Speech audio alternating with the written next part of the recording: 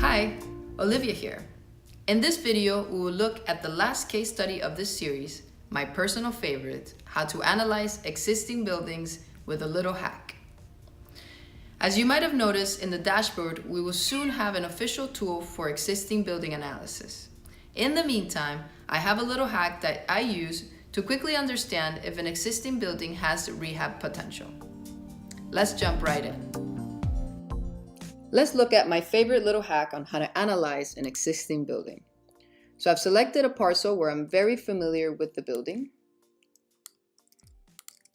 I know it has 1 floor of retail and 3 floors of office, so I'll select an FAR of 6 and reduce my area to perfectly match that building.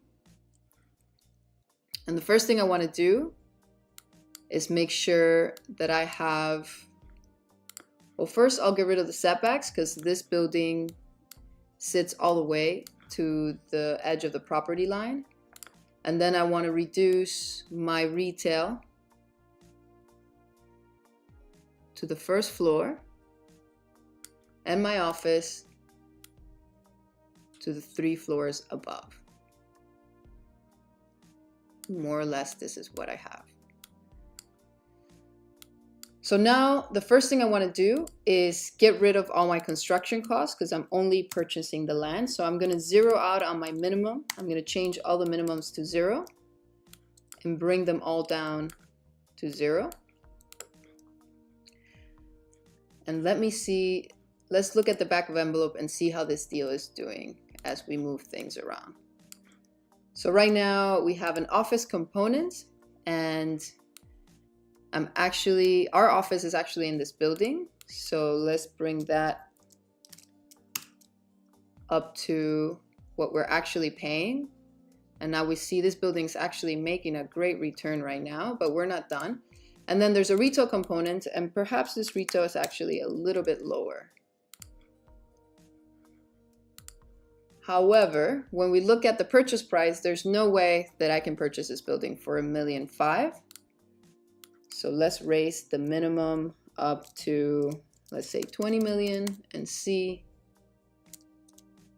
wait, missing a 0, and see when this deal would no longer make sense. So now we're only playing with purchase price. We're actually, let's get rid of demolition costs, also bring this down to 0, and make sure we don't have any additional costs other than the purchase price, because we're purchasing an existing building and seeing what that cap rate would look like. Right now, the cap rate is at 43%, but obviously because the property purchase price is completely off.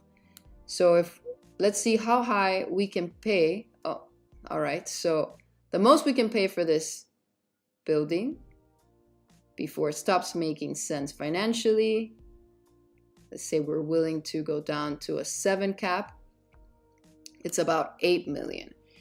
If we're willing to go down to a 5 cap or a 6 cap, perhaps we can pay around 10, 11 million, maybe even 12 if we really like this property.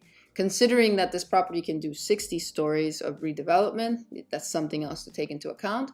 But strictly looking at buying an existing building for the sake of cash flow, you can very quickly model what's existing, look at the potential rents of the existing program, which is something that the seller should give you, and then negotiate with the seller based on what you can actually afford, what cap rate you'd be able to go into this deal with.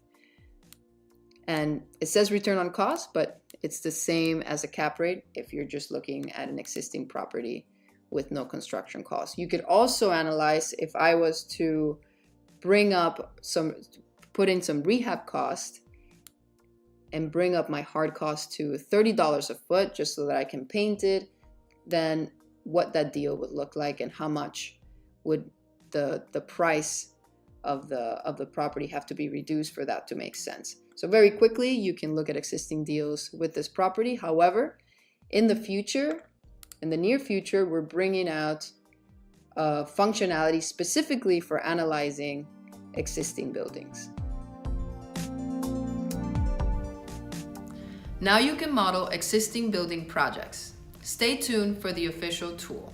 If you have any questions, please get in touch through our user feedback feature.